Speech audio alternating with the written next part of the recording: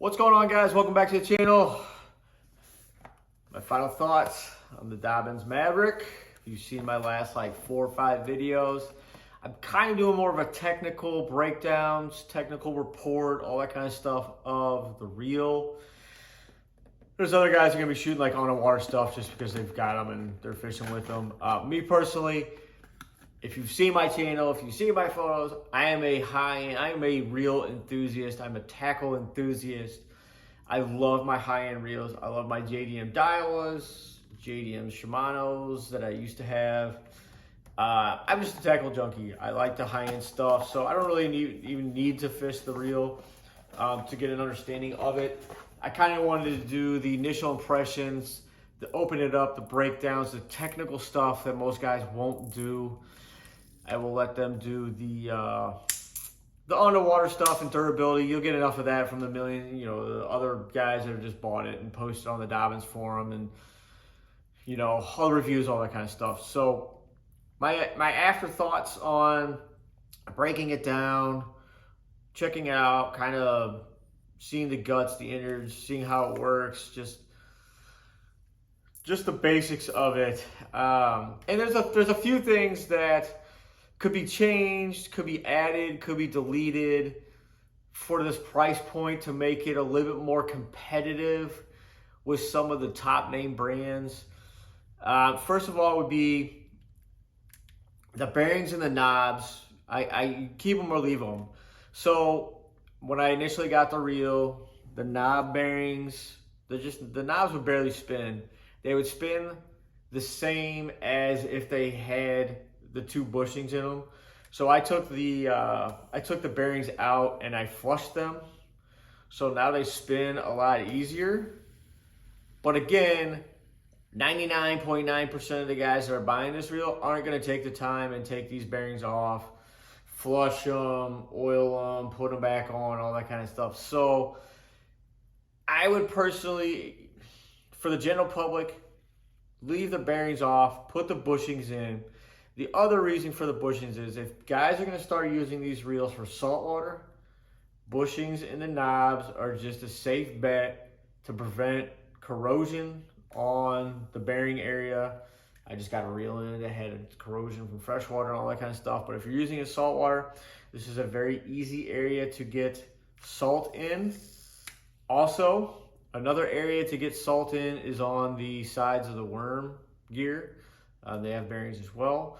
So if you swap those with bushings, yes, it might make it slightly less smoother, but if guys are going to use it in the salt environment, it's just easier maintenance for those guys buying a $100 reel.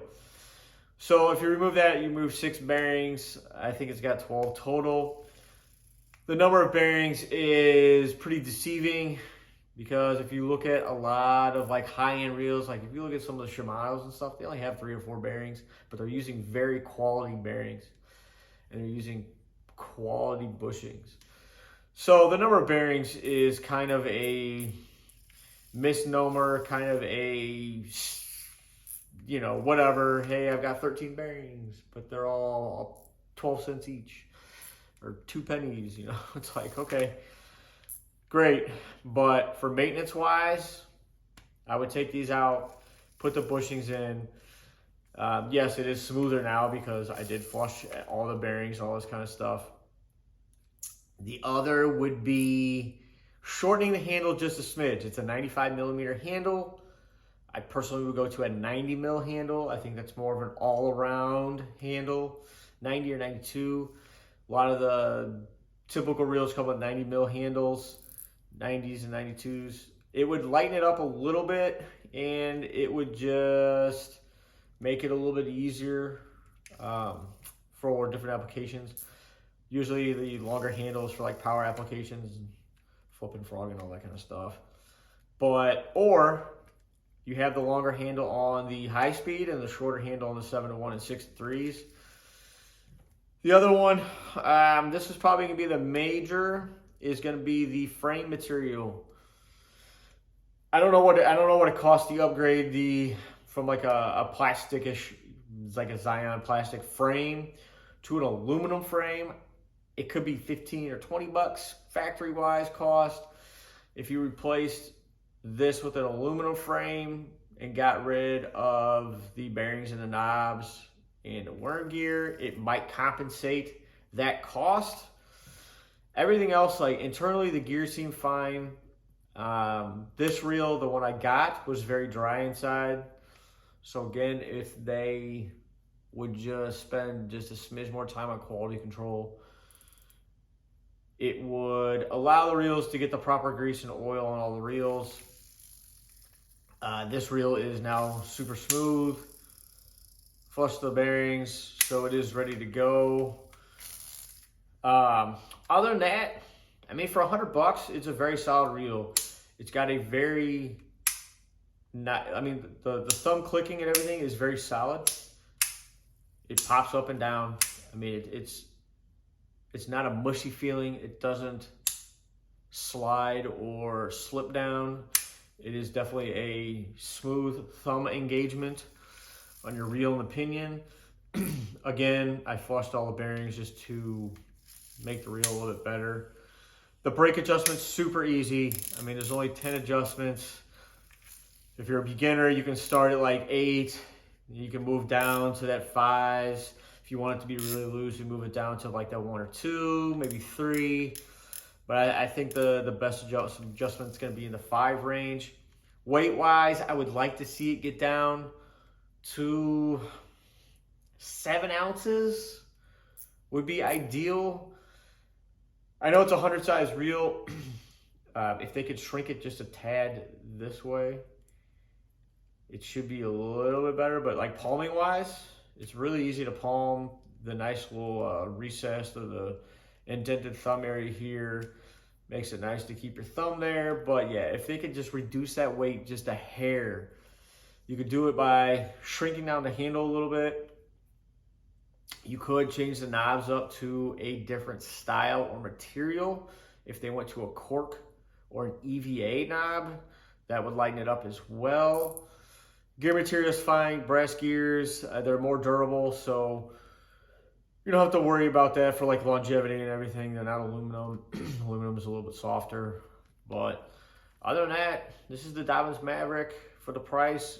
Solid reels. You saw it was casting really well. The spool weight's great. I mean, it's a light spool. So yeah, not a bad reel. I'm just a reel enthusiast. I mean, I've got a million Steezes in there. I've got zillion SVs. I've got a bunch of JDM stuff. So,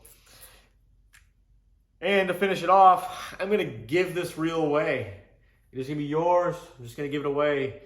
So stay tuned for that. I might give it away through Facebook, Instagram, or YouTube. But yeah, I'm just going to give it away. It's going to have the line on it and everything.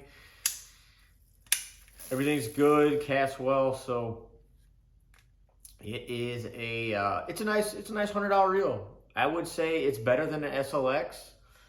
I think it's probably a little bit better than the Fuego. Fuego's got that aluminum frame, so rigidity, you know, how is this going to hold up over 6 months to a year, 2 years?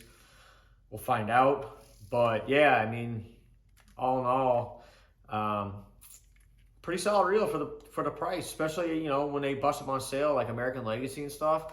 They drop them down to like 79 bucks. Definitely pick them up. I mean, even at the $100 range, it's a very nice casting reel. If you want an easy casting, easy setup reel, here it is right here. So I appreciate you guys. Appreciate you guys for watching and all the new subs, all that kind of stuff. But yeah, stay tuned. I'm going to give this bad boy away to somebody who wants an 8-1-1 lefty reel. So appreciate you guys. Smash that thumbs up. Post down below. Share it. All that fun stuff.